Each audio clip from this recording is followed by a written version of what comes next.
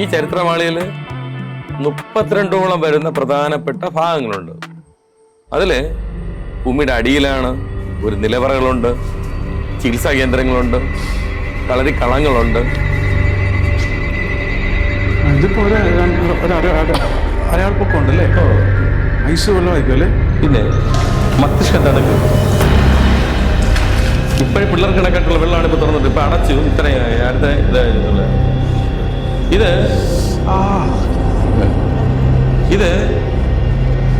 മണ്ഡല കളരികളമാണ്. മണ്ഡല കളരികളം, നിലവറ കളരി എന്ന് പറയപ്പെടും. ഇത് രഹസ്യ സ്വഭാവമുള്ള വിദ്യകളെല്ലാം ഗുരുക്കന്മാർ ശിഷ്യന്മാരെ അഭ്യസിക്കുന്നത് അവർക്ക് ഇവിടെ വെച്ചായിരുന്നുള്ളതാണ്.